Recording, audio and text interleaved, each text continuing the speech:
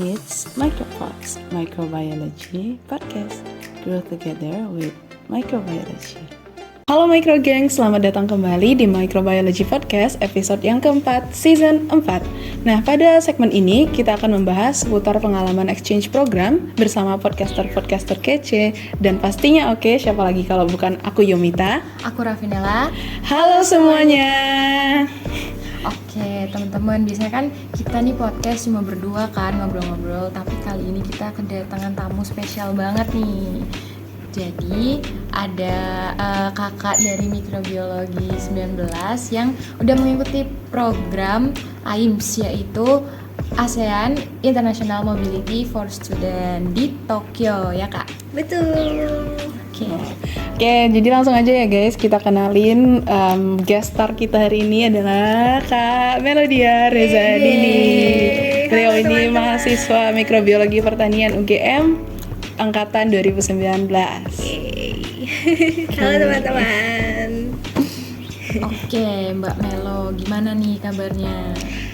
Luar biasa, alhamdulillah baik. Bagus. Kakak mau kenalan dulu nggak ke teman-teman Micro Gangs? Oke, wah udah lama banget gak nyapa Micropod. Oke, kayak dulu aku kan podcaster juga nih, FYI ya. Udah lama sih, beberapa tahun yang lalu gitu. Nah, halo teman-teman Micro Gangs, perkenalkan nama aku Melo. Nama lengkapnya Melodia Rezadini, aku angkatan 2019. Terus apa lagi? Alamat rumah? Status. Aduh. Oke, gitu kali ya. Terus kesibukan sekarang gitu ya. Kesibukanku akhir-akhir ini ya mahasiswa tingkat akhir ya teman-teman. Jadi udah semester 8, sedang sibuk menjalani skripsi. Jadi perskripsian duniawi. Sibuk banget ya kak? Iya betul. Ya sebenarnya sibuknya juga sibuk skripsian sih. Nah, terus juga apalagi ya, skripsian. Terus aku juga lagi ikut project juga, project IGEM. Teman-teman kalau tahu, FYI itu International Genetical Engineer and Machine. Ini aku ada promosi juga ya. Itu jadi kind of lomba. Jadi lomba di international juga, genetical engineering gitu, genetical microbe gitu. Jadi itu selinear juga sama penelitianku. Jadi aku berusaha mengaplikasikan apa sih kayak passionku gitu, karena minatku di mikro tuh lebih ke preferensinya di bagian genetik. Jadi aku emang coba untuk cari-cari lomba di situ. Nah, aku ikut delegates dari UGM juga, jadi ikut tim-tim dari UGM. Nah, nanti ini sekarang lagi ongoing nih projectnya, jadi kayak PKM gitu loh, kayak PKM research gitu. Terus nanti ada kayak jamborenya gitu di Paris bulan November gitu. Nanti kalau teman-teman penasaran, liatin Instagramnya aja. Oke guys. Jadi promosi nih. Dengar tuh Micro Gangs. Oke, gitu. Oke, nice info. Nanti aku mau tahu lagi deh tentang yang itu. Ya, aku juga deh, kita Perlu ya? ngomong di belakang ya. Oke. Mungkin sekarang kita langsung aja ya ngobrolin tentang program exchange-nya. Ini pertama nih kak, yang aku penasaran banget. Kak Melo nih tahu dari mana sih program ini? Program si AIMS itu. Jadi awalnya itu sekitar bulan Lebaran tahun lalu, sebelum kira-kira pertengahan tahun lah, sekitar Mei Juni gitu, bener-bener tepat tahun lalu. Aku itu kan masa-masa online-nya nih ya, kan teman-teman juga mungkin ngerti juga dulu kan angkatan online, banyak online-nya. Jadi awal offline terus tiba-tiba online terus offline lagi. Terus rada kaget ya nih. Kayak kaget gitu kan. Nah, terus di situ banyak informasi-informasi yang juga banyak yang online juga di-share-nya sama akademik gitu kan.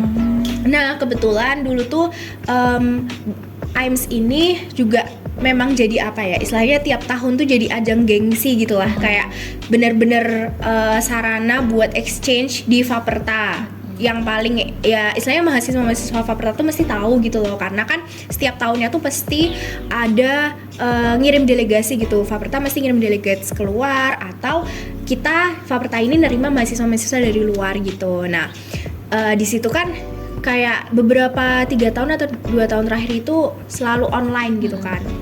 Jadi benar-benar semuanya perkuliahan online, terus habis itu juga sistemnya juga online kan, jadi kayak agak nggak seru gitu kan ya.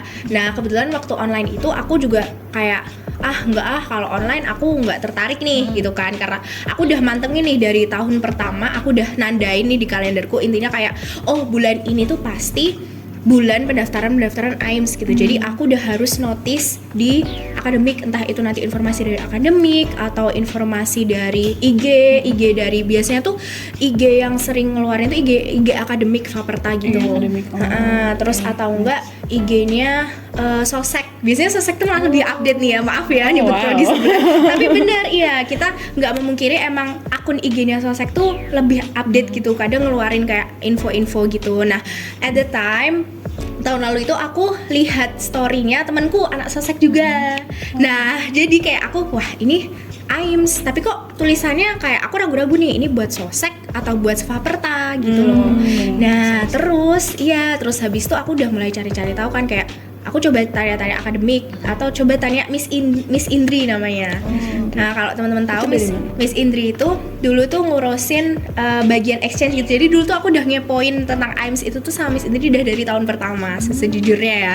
Kayak aku nanya Miss Indri kayak, Miss sebenarnya syaratnya tuh apa sih gitu kan. Terus harus siapin apa aja gitu. Soalnya kan dulu contact personnya di exchange dari dulu yang AIMS itu pasti Miss Indri. Nah, tapi sekarang kayaknya udah ganti, sekarang ganti ke Pak Akbar. Itu untuk yang di Faperta atau mikrobiologi? Faperta. Jadi benar-benar Faperta gitu. Jadi kayak emang penanggung jawab AIMS dari Faperta itu dulu Miss Indri, tapi sekarang udah ganti ke Pak Akbar gitu. Nah, teman-teman pasti deh. Iya nih.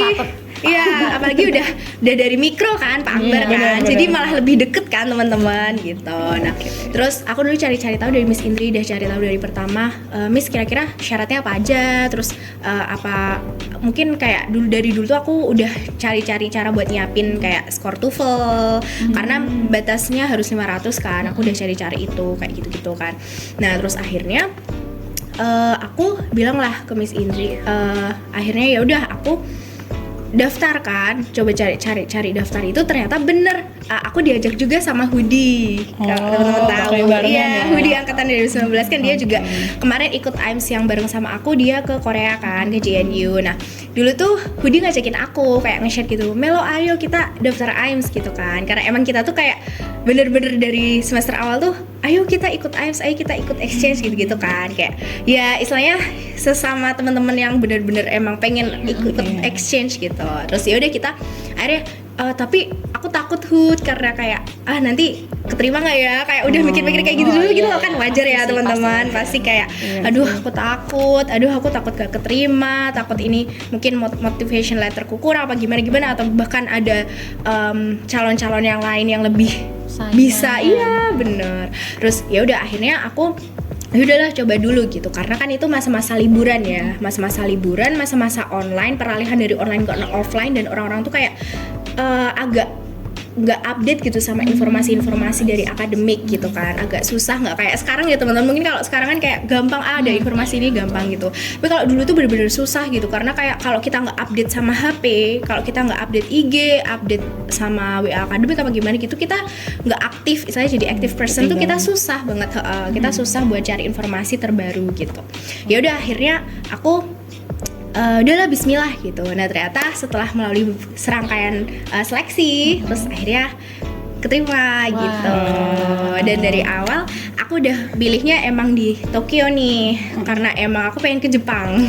Iya, karena aku emang pengen ke Jepang gitu. Jadi yaudahlah aku cari yang Jepang.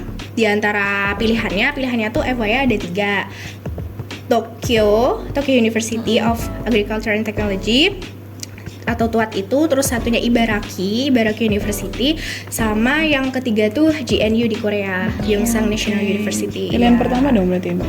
Nah, sebenarnya aku cuma milih satu aja sih.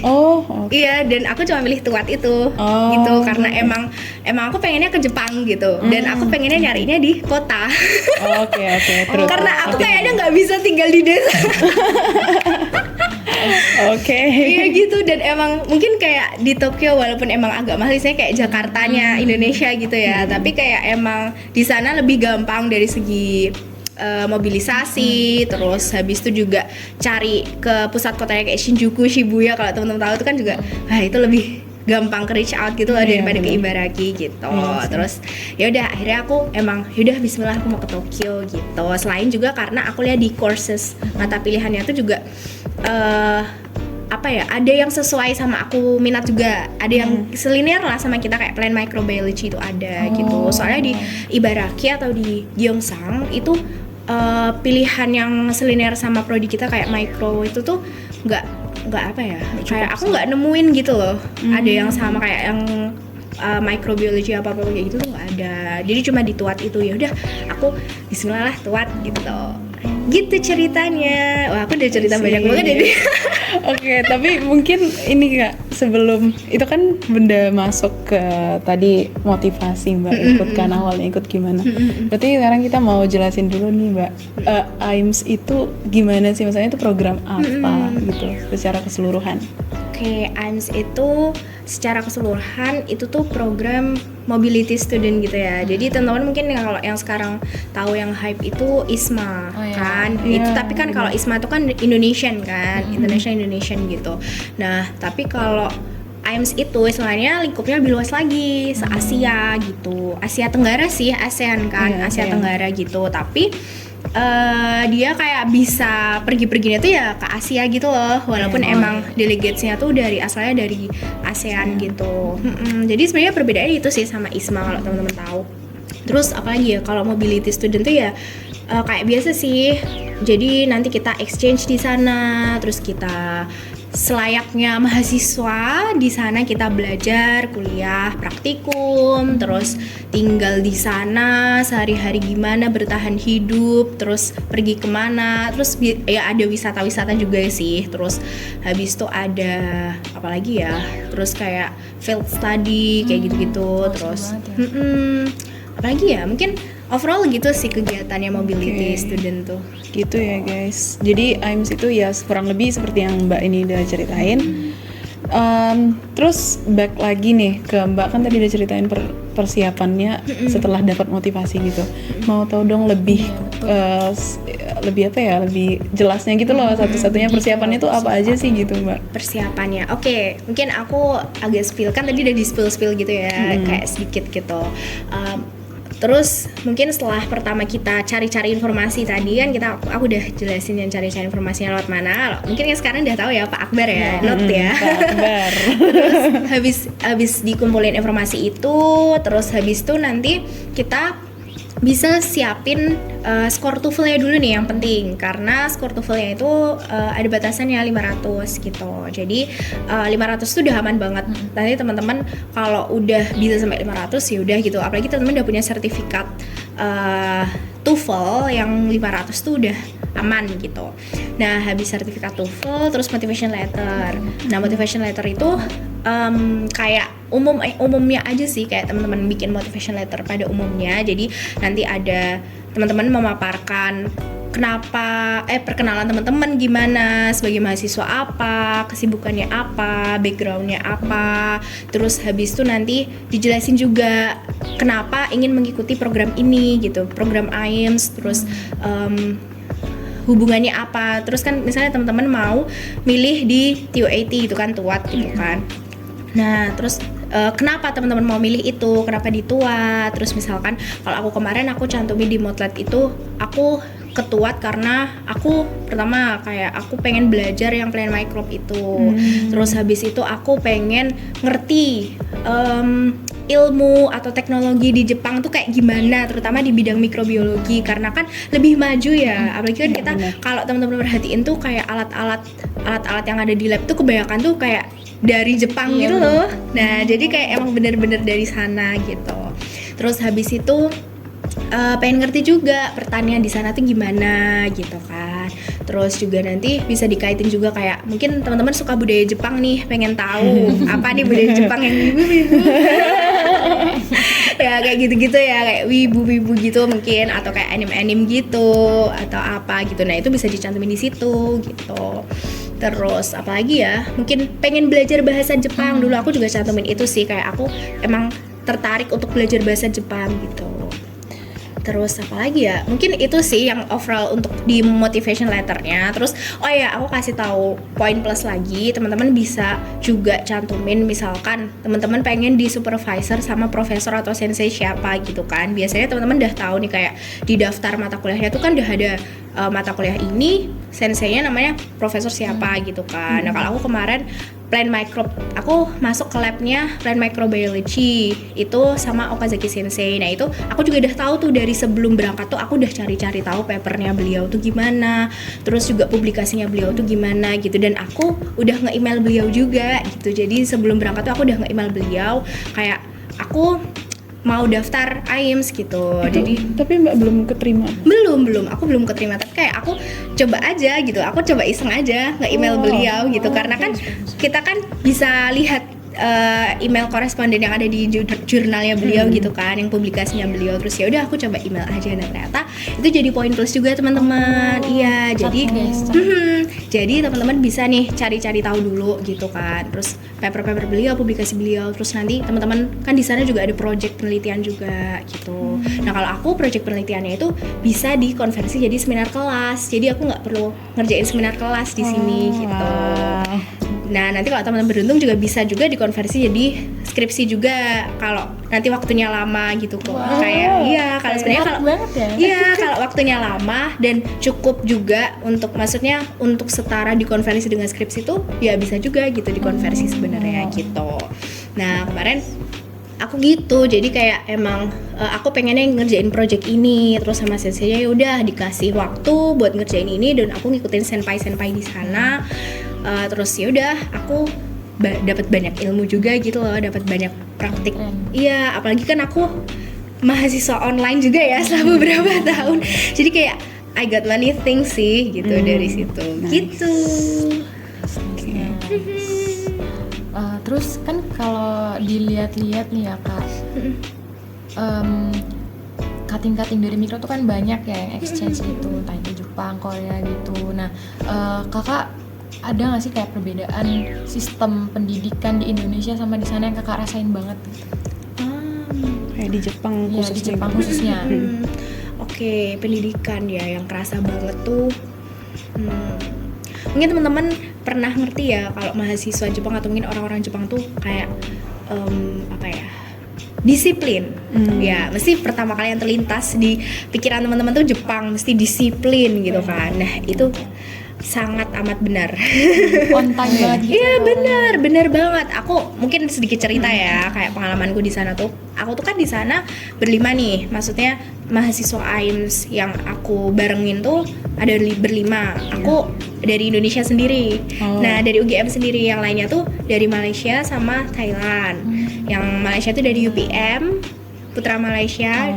Terus yang duanya itu dari Kasetsat University. Nah, terus mungkin teman-teman tahu ya kayak budayanya Indonesia, Malaysia dan Thailand itu kan sedikit sama gitu ya. Sama-sama tipikal yang kayak kita janjian jam 8 ya, tapi jam 8 baru OTW gitu. Betul banget. Jangan ya guys, jangan ditiru gitu. Nah, itu terjadi nih teman-teman. Jadi waktu itu tuh kita lagi ada acara kayak outbound gitu ke Mount Fuji gitu kan. Seru banget. Terus habis itu kita tuh kan kayak dikasih hotel gitu kan, dikasih kamar-kamar gitu. Terus kita janjian nih, pokoknya sensei udah bilang besok kita udah ready jam 8 gitu kan. Jam 8 tuh kita udah masuk bis gitu kan. Nah, aku udah ready nih, aku udah siap-siap gitu kan. Aku udah ngetokin teman-temanku nih. Dan yang Thailand dia udah yang kayak wait a minute Melo, wait a minute gitu kan. Dia masih kayak dandan gitu-gitu kan. Terus itu kan dia udah jam 8 kurang 5 atau jam 8 kurang 10 gitu kan. Iya, dia kayak gitu tuh. Terus kayak wait a minute kan. Terus aku kayak aduh ini gimana nih sensei, kalau ninggalin gimana nih, kalau marah gimana nih gitu kan. Terus sensei udah kayak where are you Melo gitu. Apalagi ngomongnya tuh lewat email kan. Jadi kayak speechless. Iya, jadi kayak susah banget gak sih? Kok Gmail sih nggak pakai fax kan? Gue masuk dulu.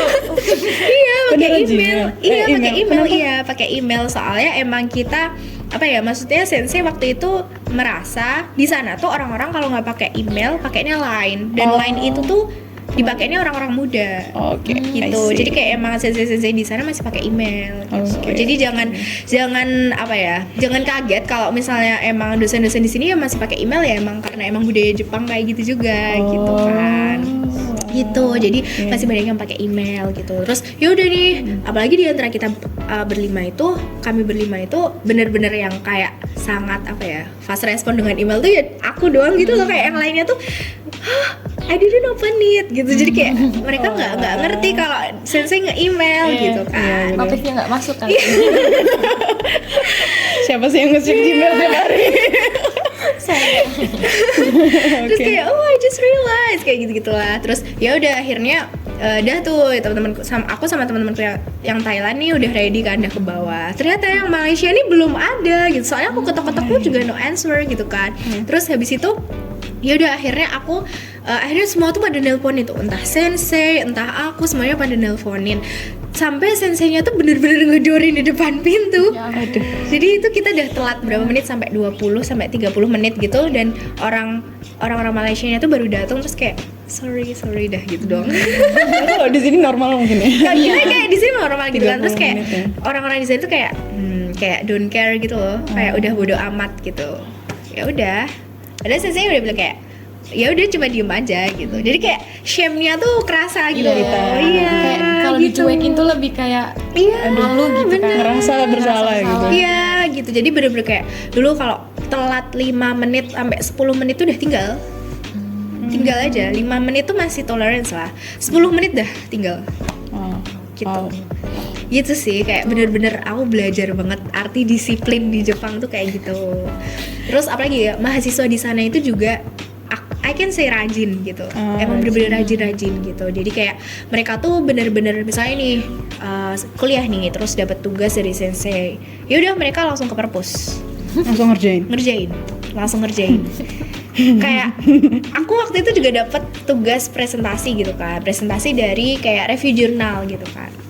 Dari publikasi gitu. Nah terus ada nih temanku yang mahasiswa Jepang, dia udah konsultasi sama senseinya tuh udah dari 3 minggu atau 4 minggu sebelumnya. Padahal deadline-nya presentasi masih kayak sebulan depan gitu loh.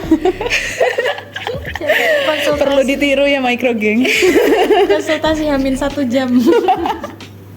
Jadi bener-bener kayak wow, kayak ini sih bener-bener masih lama deadline-nya, tapi mereka udah prepare dari jauh-jauh hari gitu. Jadi udah tiap selesai kuliah dia langsung nemuin sensei, terus kayak ngomong gini-gini, diskusi gitu. Jadi bener-bener yang kayak ya gitu, bener-bener rajin gitu. Terus ya di perpus tuh bener-bener apa ya, quiet gitu loh. Jadi emang bener-bener tempat yang nyaman buat belajar gitu.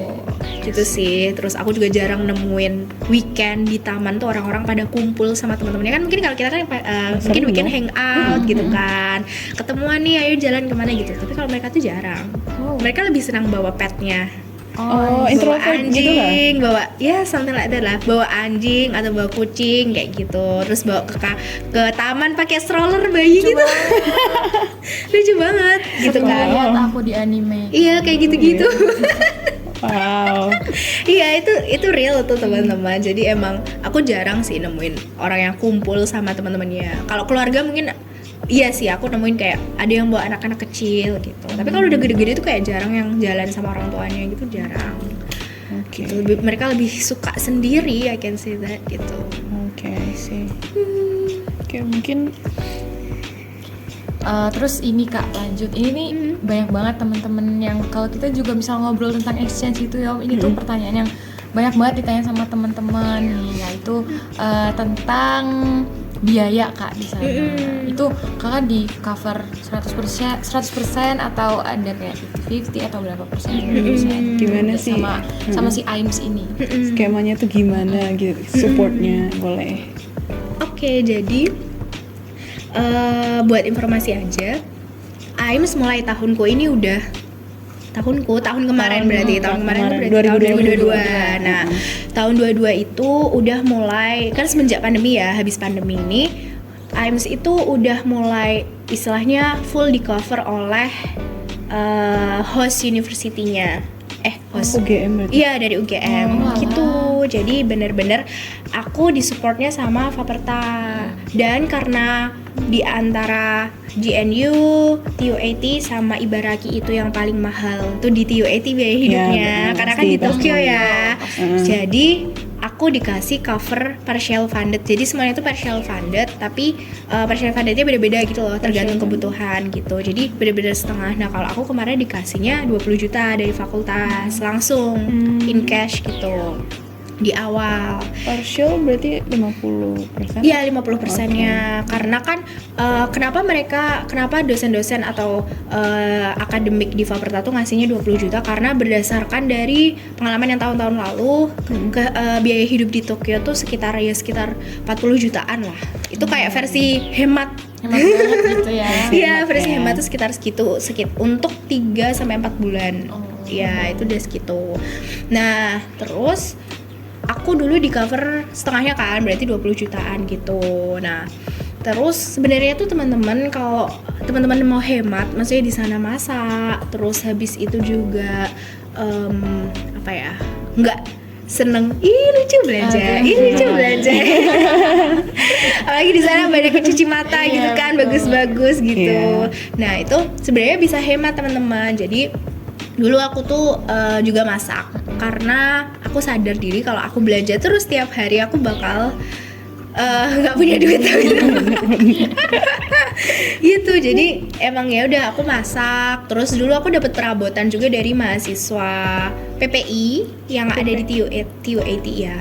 Oh, Persatuan ya Pelajar Indonesia. Kalau nggak salah singkatannya. Iya, itu ya, yang Iya, pokoknya itu. Indonesian. Oke. Jadi kayak emang ada gitu kan, PPI-nya di TU80 itu ada. Nah, terus aku dulu banyak dibantu sama mbak-mbaknya nih, mbak-mbak mas-masnya. Jadi kayak dikasih perabotan-perabotan yang nggak dipakai, kayak vacuum cleaner, terus panci kayak gitu itu kan bisa buat masak tuh. Iya, benar-benar. Kayak gitu-gitu. Terus belanja juga di sana wajar lah, tapi lebih mahal di sana daripada di sini jujur. Karena Beda. sayurnya emang sayur tuh mahal sih. Yang paling murah itu toge. Tapi enak sih. Pak. Enak kan lebih enak. Iya, karena emang kayak lebih kita bisa makan raw tuh bisa gitu di sana. Kayak lebih enak gitu premium. loh. Iya.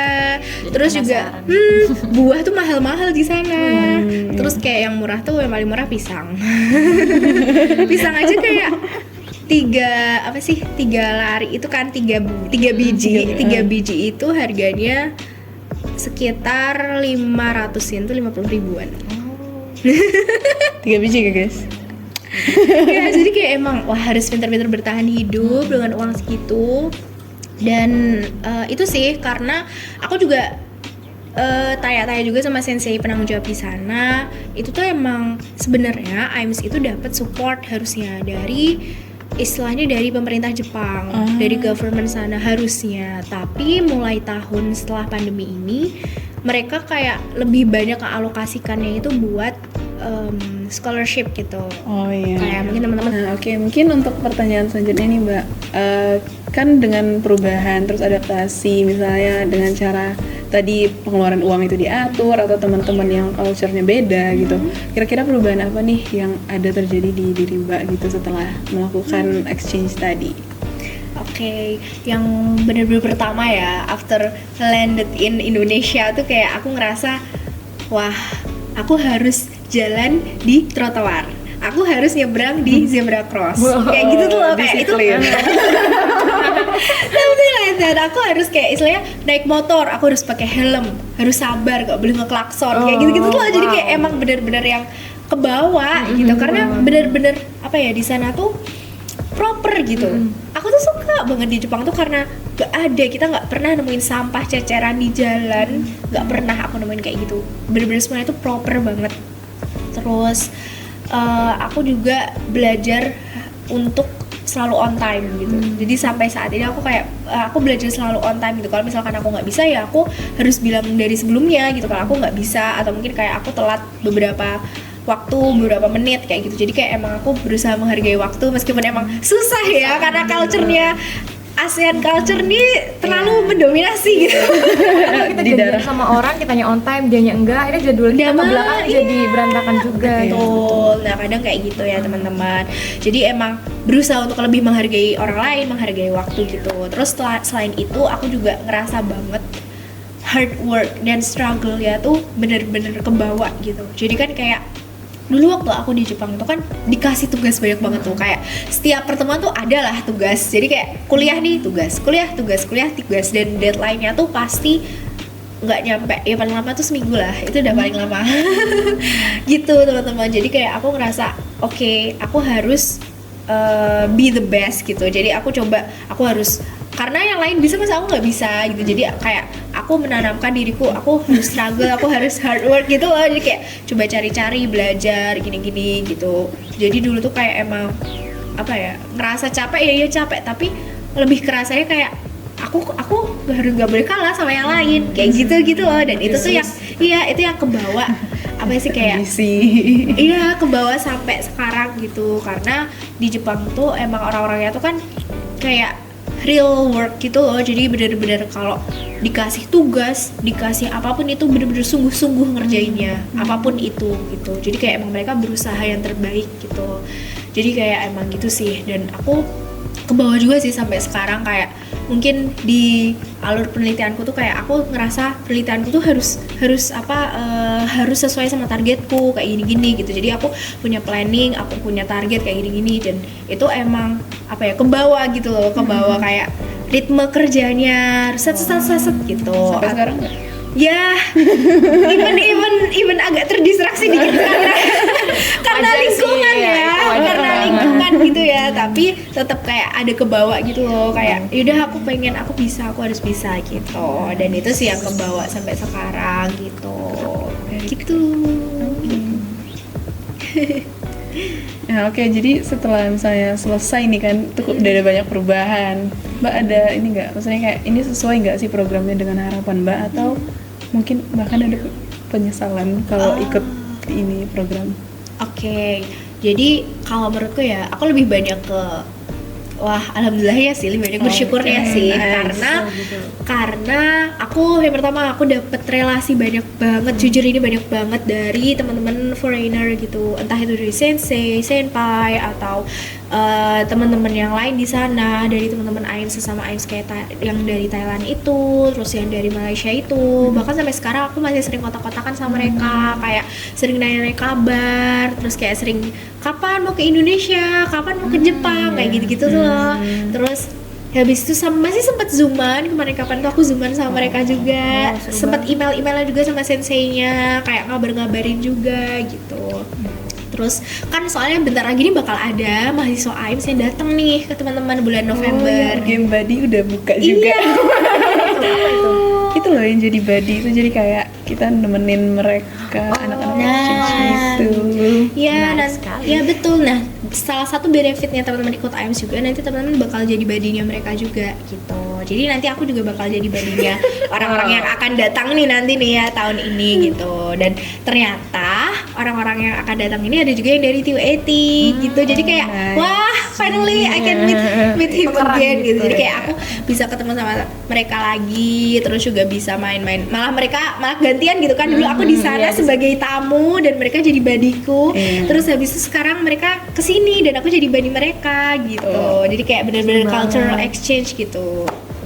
Terus apalagi ya, benefitnya itu sih. Terus kalau penyesalan sih lebih ke kayak apa ya, mungkin emang kalau teman-teman mikir karena partial funded itu ya, jadi kayak harus banyak mungkin uang yang terkeluar untuk AIMS ini. Tapi menurutku itu worth sih, karena nggak bisa dinilai dengan pengalaman yang didapatkan, relasi yang didapatkan gitu. Bahkan teman-teman nanti kalau misalkan mau lanjut master program di sana, teman-teman udah dapat relasi gitu. Jadi nanti kalau teman-teman mau dapat beasiswa Max gitu kan, kayak contohnya Max ya, itu kan ada program juga yang dapat rekomendasi dari sensei. Nah itu udah gampang nih karena teman-teman udah dapat kenal sensei yang ada di sana gitu. Jadi kayak ya udah tinggal minta rekomendasi beliau, email beliau, terus udah gitu. Karena kan udah kenal lingkungan di sana, udah kenal teman-teman di sana juga, udah kenal programnya di sana gimana, belajarnya gimana, ritme kerjanya gimana. Jadi kayak udah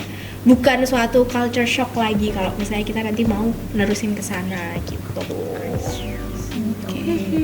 Pertanyaan terakhir nih Kak, jadi menurut Kakak nih program exchange kayak gini tuh berpengaruh nggak sih ke akademik? Soalnya kan kayak orang-orang tuh kalau mikir kalau misalnya ikut exchange tuh, aduh nanti aku telat lulus gitu-gitu. Kakak pernah kepikiran gitu nggak?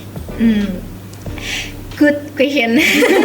Karena sejujurnya dulu aku waktu ikut IMS itu aku takut juga sama kekhawatiranku sendiri, karena aku takut nih aku nanti lama lulusnya, aku telat karena aku spending one semester di luar negeri, dan itu kayak bisa aja aku semester itu buat penelitian gitu kan.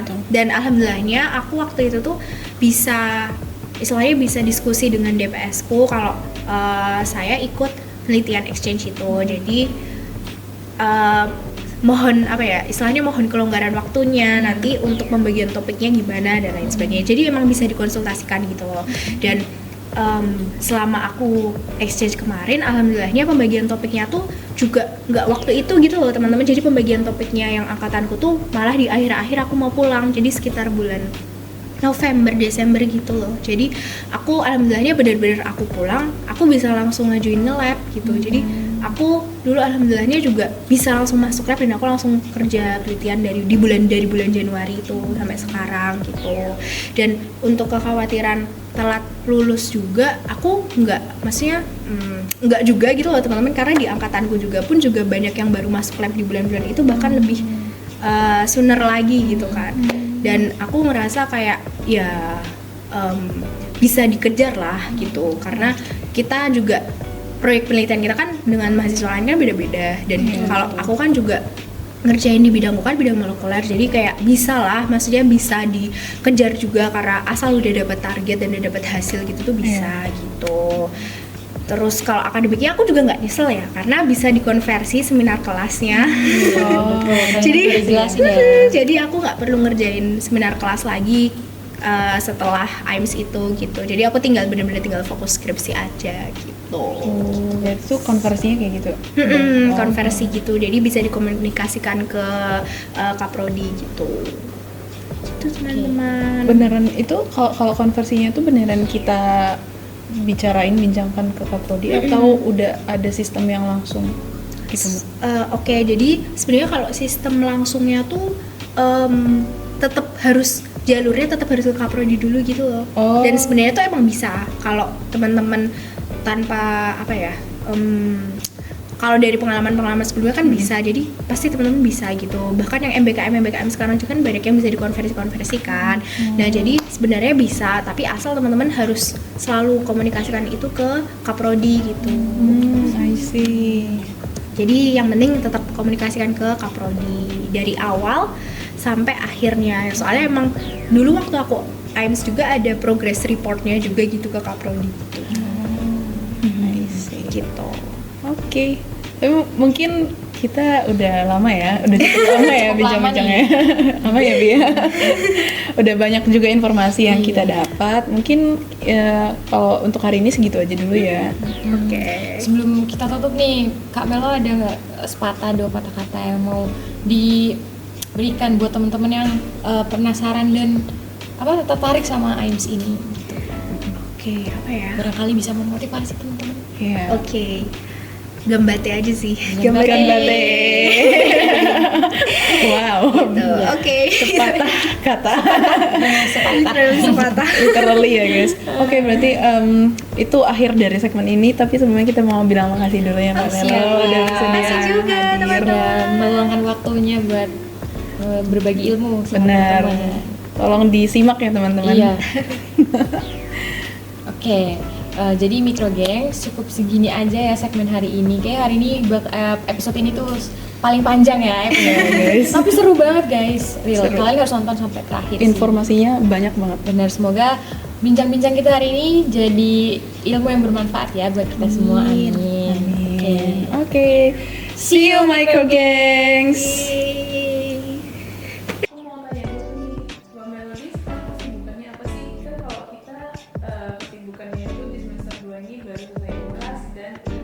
Semester 2 ya, Pi? Kalau enggak gimana nih udah semester 2? sensitif nggak sih? Tiga. Nah, oke. Mungkin untuk pertanyaan selanjutnya nih Mbak, kira-kira kan berdasarkan yang Mbak bilang udah banyak adaptasi yang terjadi, terus berdasarkan teman-teman kayak dari teman-teman atau mungkin kayak ngeluarin uang gitu. Nah, perubahan apa sih yang setelah Mbak selesai exchange ini Mbak rasa itu ada di diri Mbak gitu, kayak ada perubahan apa? Oke. Jadi yang bener-bener aku rasain Apa ya?